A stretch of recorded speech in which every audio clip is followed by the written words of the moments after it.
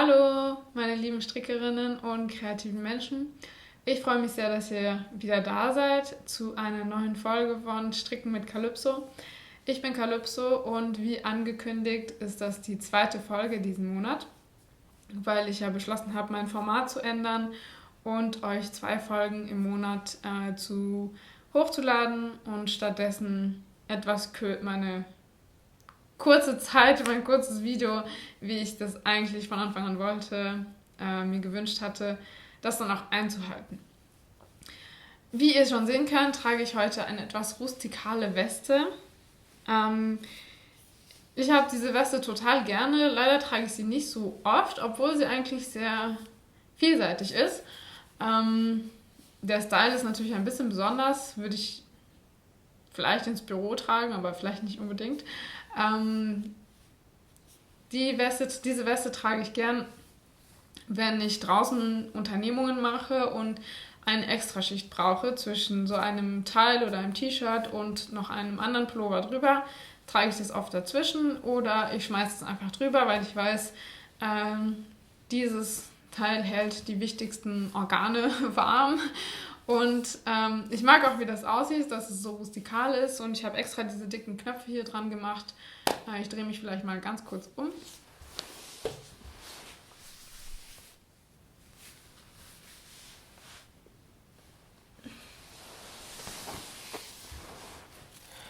So sieht es also aus.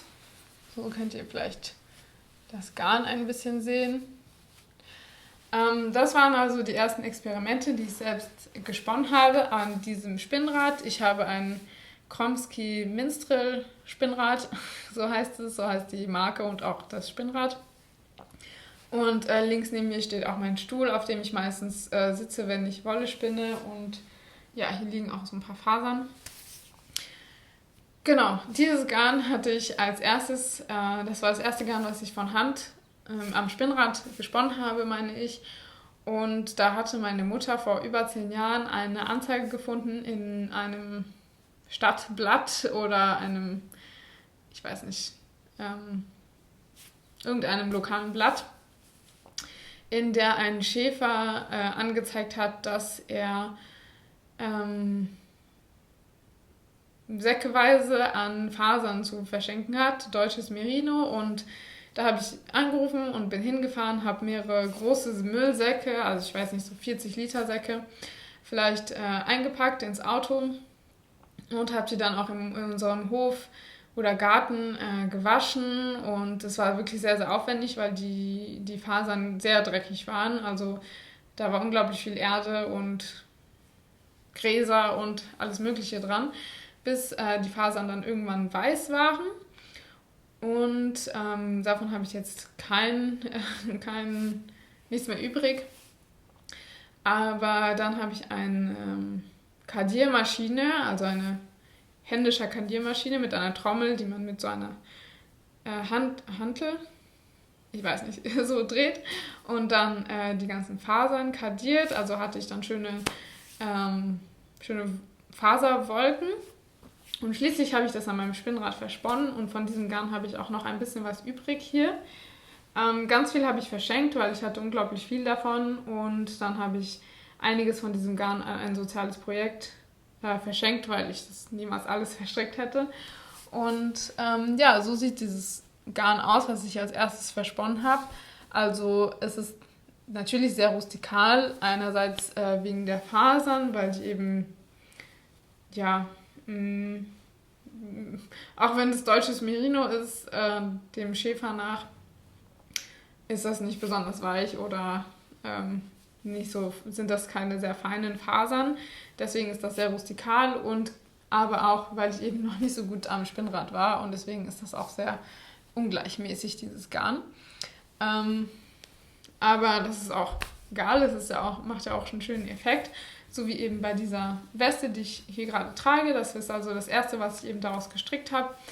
Da habe ich mir nicht so viele Gedanken gemacht, sondern einfach geschaut, was dabei rauskommt und mit dicken Nadeln dann losgelegt. Aus diesem Garn habe ich auch noch was anderes gestrickt und zwar diesen Pullover hier, den ich auch sehr gerne trage. Vielleicht ziehe ich den einfach ganz kurz an.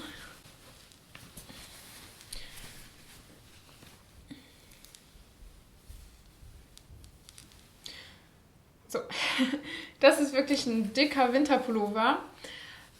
Den habe ich super gern zum Wandern an oder Outdoors. Also der ist winddicht und super warm und ich mag den Schnitt auch total gerne. Das sind eigentlich 4 Rechtecke, denn die Ärmel, die klappt man dann hier so vorne um und dann hat man hier die Ärmel. Das Einzige ist, es ist nicht so praktisch, damit in die Jacke reinzugehen. Also man braucht schon einen etwas größeren, weiteren Mantel, weil sonst passt es hier einfach nicht in den Ärmel von dem Mantel oder Winterjacke rein.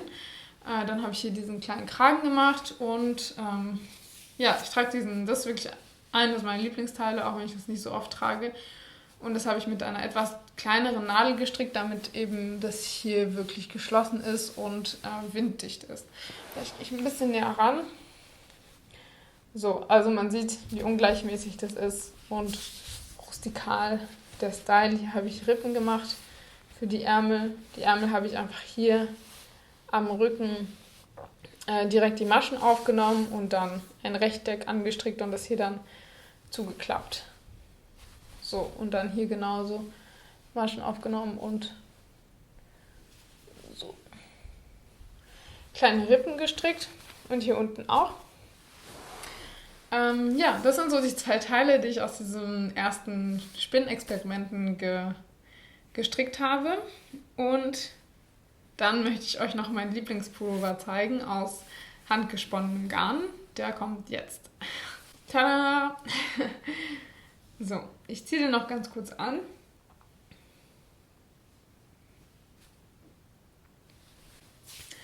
So, also jetzt haben wir natürlich Juni, es ist zu warm, um den zu tragen. Ich zeige euch einfach nur, wie der aussieht, weil das heutige Thema Spinnen ist. Und ich finde diesen Pullover super toll. Ich liebe den Style von diesem Pullover. Den habe ich top-down gestrickt, also vom Kragen nach unten. Ich habe das komplette Garn selber gesponnen, mit Ausnahme von diesem blauen Bouclé-Garn. Das ist Bouclé-Garn von Ades Mohair. Und davon hatte ich eben einen Strang. Und ich fand das super passend mit den anderen Farben hier. Dieses Grau hier ist Alpaka-Garn. Das habe ich von während meines Praktikums bei The Natural Fiber Company, das war auch 2015, glaube ich, nee, 2014, von dort bekommen und versponnen. Dieses Pinke und dieses Dunkelrote hier ist von Knit Art. Das ist ein Spinn- und Wollatelier in Hamm in der Nähe von Münster.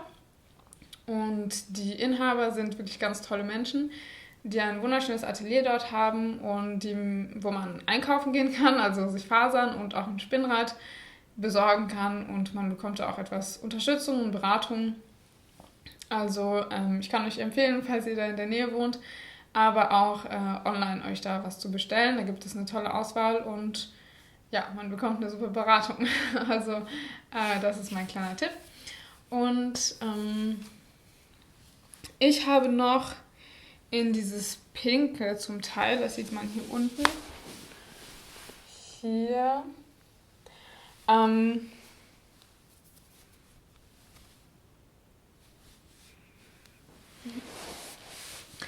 bisschen so Glitzerfasern mit reingesponnen. Also das ist alles Merino. Dieses Pinke und das Dunkelrote.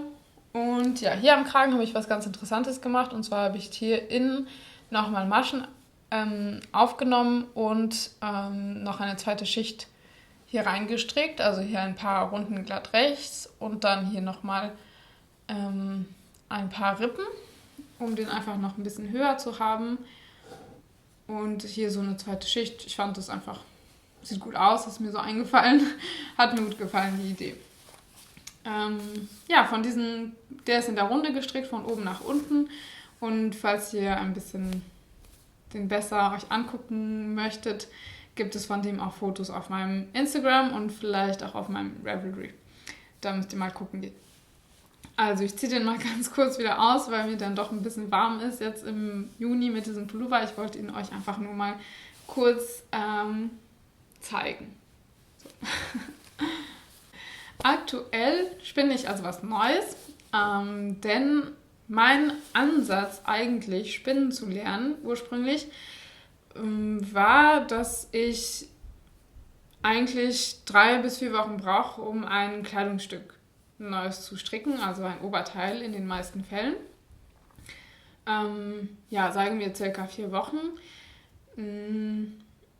Ich stricke natürlich mal mehr, mal weniger, also sagen wir ganz grob geschätzt, einfach dahin geworfen. Ich stricke mir 6, 7 Oberteile im Jahr. Es kann Sommer, Winter Sachen sein, Herbst, Frühling, wie auch immer. Trotzdem finde ich das ziemlich viel und viele Kleidungsstücke und ich hatte mir irgendwann mit 17, glaube ich, oder vorher, weiß ich nicht mehr, das Ziel gesetzt, irgendwann jeden Tag des Monats, und der Monat hat 30 Tage, ein anderes gestricktes Kleidungsstück tragen zu können. Dieses Ziel habe ich schon lange erreicht und deswegen dachte ich irgendwann, ich möchte diesen Prozess, bis ich ein fertiges Kleidungsstück habe, verlängern. Wie kann ich das machen? Indem ich mein eigenes Garn herstelle. Und ja, deswegen. Und auch meine Idee war auch, dass ich den kreativen Prozess mir noch mehr aneignen möchte. Das heißt, ich finde das toll am Stricken, dass ich eben meine eigenen Kleidungsstücke kreieren kann und Unikate dann habe. Deswegen wollte ich diesen Unikat-Charakter noch verstärken, indem ich auch mein eigenes Garn mache. Das heißt, ich suche die Farben aus, ich kann dann auch die Fasern mischen und verschiedene Farben erzielen, verschiedene Texturen, verschiedene Stärken und so weiter und so fort. Das war meine Idee hinter dem Spinnen lernen. Natürlich könnt ihr jetzt auch sagen, warum färbst du nicht auch Wolle? Das habe ich auch ein bisschen probiert mit eben diesem Garn. Da habe ich die...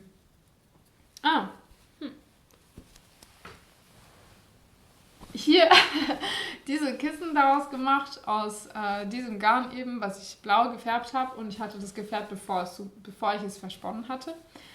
Da habe ich mehrere hier auf meinem Sofa liegen von denen. Genau, also ein bisschen gefärbt habe ich auch. Und also wirklich Hut ab an alle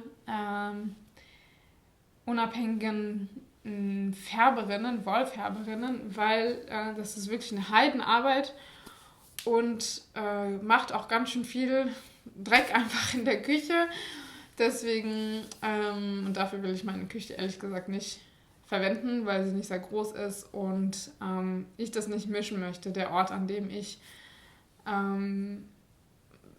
Farben verwende und auch mein Essen zubereite. Ich fände es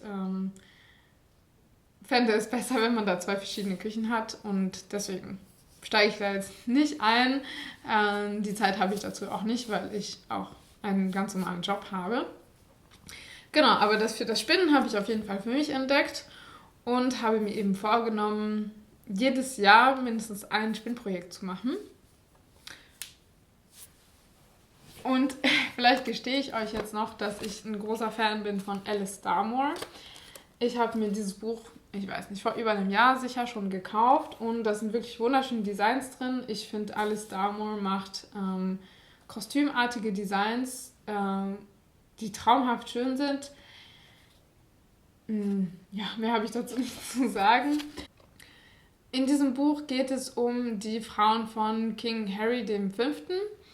Aus der englischen Geschichte. Man weiß ja, dass King Harry V. viele Ehefrauen hatte und alle seine Ehefrauen sind in diesem Buch porträtiert mit einem kleinen Text und eben auch einem Design dazu, also einem gestrickten Oberteil, meistens Pullover oder eben eine Jacke.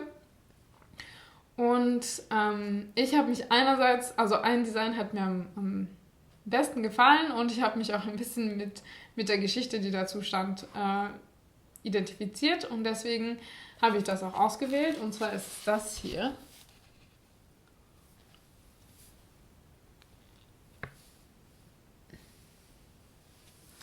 Das ist die Catherine Parr. Ich weiß nicht genau, wie gut es erkennbar ist, weil es schon ziemlich dunkel ist.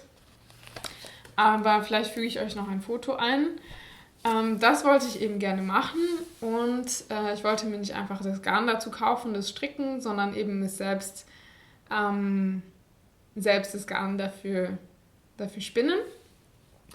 Und da habe ich verschiedene Farben ausgewählt. Also es ist ja hier zweifarbig. Dieses dunkelblau und dieses bräunliche hier. Dieses bräunliche ist, wie man vielleicht, ja, das kann man wahrscheinlich schwer erkennen, aber es ist ein bisschen meliert, also es ist nicht komplett einfarbiges Garn. Ich erkläre euch gleich, warum das wichtig ist. Und zwar für diese Hauptfarbe, also ich wollte das nicht gerne so dunkel stricken. Ich stricke nicht so gerne so dunkel, weil man einfach das Muster nicht so gut erkennt und ich nicht so viel dunkle Sachen trage und ja, ich lieber mit hellen Farben stricke. Ich habe diese Faser hier ausgesucht.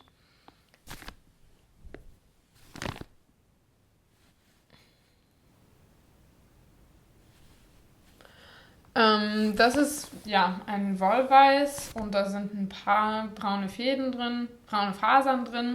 Das ist, auf meinen Spickzettel muss ich schauen, Coburger Fuchs, 100% Wolle, Wollweiß Creme, Rot-Beige, 29 bis 30 Mikron aus Deutschland. Und es ist molestingfrei. Es ist also ein Wollkammzug. Und diese Schafe sind vom Aussterben bedroht. Also, wenn ihr die schön findet und gerne Wolle spinnt, kann ich euch ans Herzen legen, die zu kaufen, damit diese Schafe-Rasse nicht ausstirbt, sondern sie weiter gezüchtet wird. Das habe ich noch nicht angefangen zu spinnen. Also kann ich euch noch nicht sagen, wie sich das anfühlt, weil ich erst mit der zweiten Farbe angefangen habe. Ich konnte mich also nicht so ganz entscheiden, in welcher Farbe welche Farbe die Kontrastfarbe sein soll. Ich hatte erst das hier bestellt, das ist auch Schurwolle aus Brasilien. Ich finde aber den Kontrast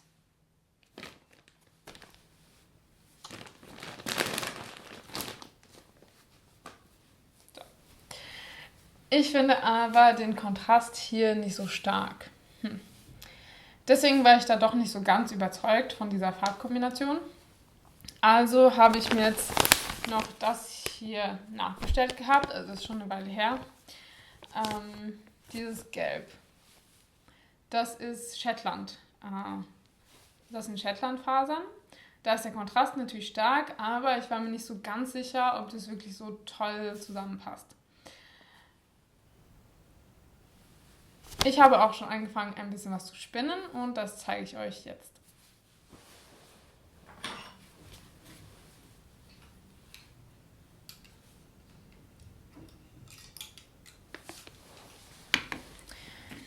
Das hier ist also das versponnen.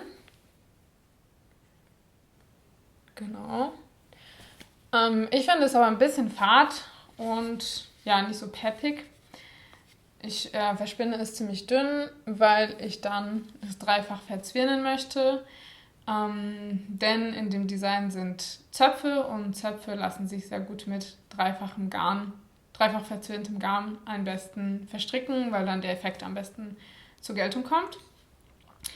Ich fand es so aber ein bisschen fad und langweilig und ich war immer noch nicht so ganz überzeugt von der Kombi zwischen den beiden Farben.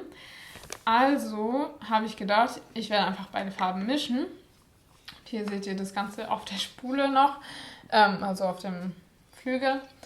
Und also habe ich hier beide Farben gemischt. Ich weiß nicht, wie gut man das sieht.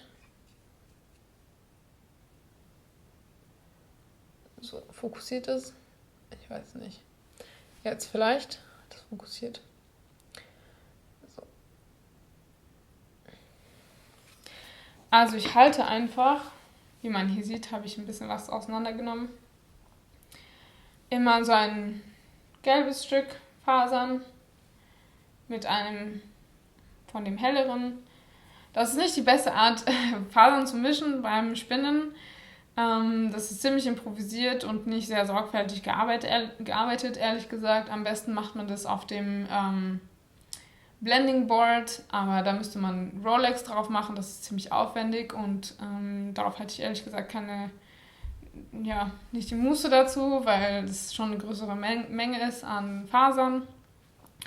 Und deswegen verspinne ich das einfach nach Gefühl. Also ich halte immer hier zwei Stücke Kammzug in der Hand und verspinne das einfach so. Oder auch mal abwechselnd und dann bin ich einfach gespannt, wie das aussehen wird, wenn das verzwirnt ist. Denn dann werden diese beiden Farbtöne hier noch ein bisschen mehr ineinander gehen und es wird ein bisschen meliert aussehen und ein bisschen kräftiger als das hier alleine, aber auch nicht ganz so quietschig wie dieses Gelb. Genau, das ist so aktuell der Stand der Dinge. Vielleicht werde ich auch einen Teil des Vereilmusters nur in dem machen oder ein bisschen variieren. Ich werde auch sicherlich nur Gelb alleine verspinnen, weil ich glaube, ich habe nicht exakt dieselbe Menge von beiden Fasern, von dem Gelb und diesem brasilianischen Schurwolle. Deswegen werde ich mal schauen, was dabei rauskommt. Und das ist ja auch das Schöne am Spinnen. Es bringt noch mehr, also jetzt in meinem Fall, wenn man nicht so ganz genau plant, bringt es noch mehr Überraschungseffekt und Einzigartigkeit mit sich.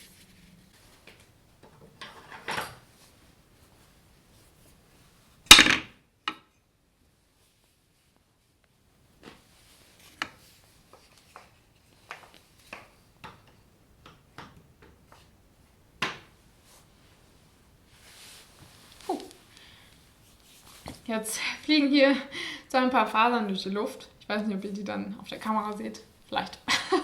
Naja, c'est la vie. Okay. Schließlich möchte ich euch meinen blauen Restepullover zeigen und ich habe den auch getauft und so habe ich ihn Folie Bleu getauft, also blaue Verrücktheit, weil eben ich alle meine blauen Wollreste verwendet habe und Folie Bleu mir einfach gefallen hat. Deswegen heißt diese Jacke jetzt Folie Bleu und ich zeige euch da kurz, auf welchem Stand ich bin. Ich werde euch auch das Video machen, wo ich etwas genauer darauf eingehe, wie ich den gestrickt habe. Also seid gespannt. Deswegen zeige ich euch hier nur ganz kurz, wie weit ich jetzt gekommen bin in der Zwischenzeit.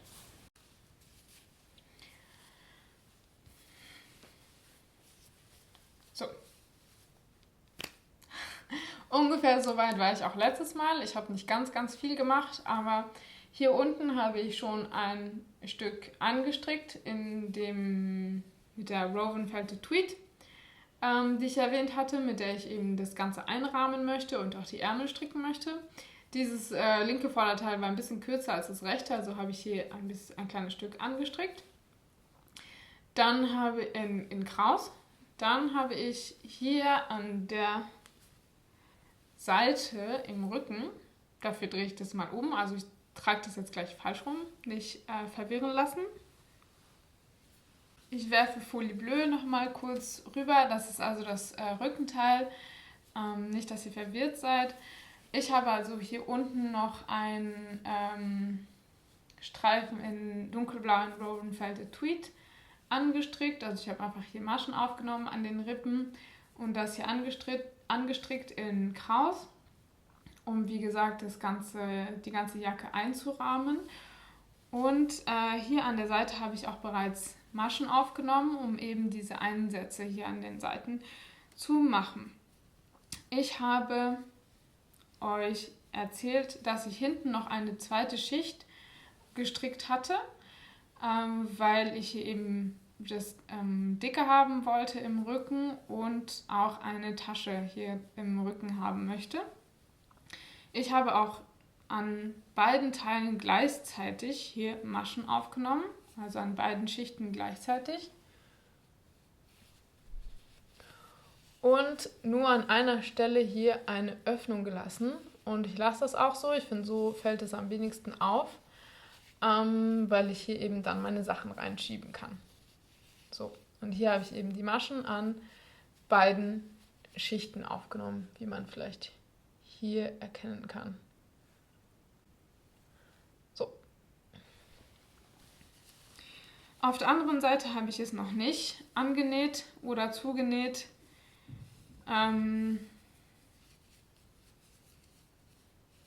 Beziehungsweise werde ich da eben auch Maschen aufnehmen. Das heißt, ich werde wahrscheinlich an beiden Teilen gleichzeitig Maschen aufnehmen. Aber diese zweite Schicht hier hinten, die ist noch ein bisschen zusammengezogen im Vergleich zum Rest, weil ich die Jacke ja bereits gewaschen und gespannt hatte, aber diesen Teil hier noch nicht angestrickt hatte. Deswegen ist der hier noch ein bisschen zusammengezogen und von der Größe nicht ganz gleich wie die vordere Schicht. Also muss ich daran noch ein bisschen rumziehen. Ja, was auch noch passiert ist, dadurch, dass ich hinten eben diese zweite Schicht angestrickt habe und hier vorne das eben zusammengestrickt habe. Also ich habe also die Maschen an beiden Schichten gleichzeitig aufgenommen. Das heißt, ich habe immer 2 Maschen zusammengestrickt und dadurch ist eine neue Masche entstanden, mit der ich eben diesen zusätzlichen Streifen hier unten gemacht habe. Ja, genau. Und dadurch, dass eben die vordere Schicht etwas lockerer ist und hinten das sich noch zusammenzieht, entstehen hier noch ein paar Falten. Mal schauen, ob die sich legen. Wenn nicht, finde ich das auch nicht schlimm, weil das hier noch ein bisschen Textur und Relief hinzufügt. Das erkennt man jetzt auf der Kamera, wirkt es, glaube ich, nicht so ganz gut. Also es macht noch ein bisschen ballonartig hier. Ja, mal sehen, wie sich das entwickelt. Die Zöpfe hier werde ich auch noch ein bisschen kürzen, die Fransen. Ja, ihr könnt gespannt sein. Ich bin selber auch gespannt, wie das am Ende aussehen wird. Aber so ist aktuell der Stand der Dinge und es hält auch ganz schön warm, diese Jacke. Ja, hier sind die 2 Woven-Felted Tweed-Knäuel. Die sind da eben dran, auch wenn ich die 2 Streifen, die ich noch angestrickt habe, bereits abgekettet habe. Habe ich den nicht abgeschnitten, sondern direkt mit den Knollenmaschen aufgenommen. Ja, ich glaube, das war's für heute. Ich freue mich sehr, dass ihr wieder dabei seid. Wenn euch meine Videos gefallen und ihr eine gute Zeit mit mir habt und auch etwas Neues für euch mitnimmt, etwas Schönes mitnehmen könnt für euch, dann hinterlasst mir gerne einen Kommentar. Ich beantworte alle Kommentare und lese sie auch sehr gerne. Vielen Dank dafür. Und wenn ihr mich auch zusätzlich noch ein bisschen unterstützen wollt, dann freue ich mich auch sehr über eine kleine Spende, über den PayPal-Link oder den Ko-fi-Link, den ihr in der Infobox findet, sowie alle anderen Informationen zu meinen Projekten und meinen Videos. Die findet ihr auch alle in der Infobox. Also ich freue mich sehr, dass ihr heute wieder da seid. Ich hatte eine schöne Zeit mit euch und ich hoffe, ihr hattet auch eine schöne Zeit mit mir und sage euch bis zum nächsten Mal. Ciao!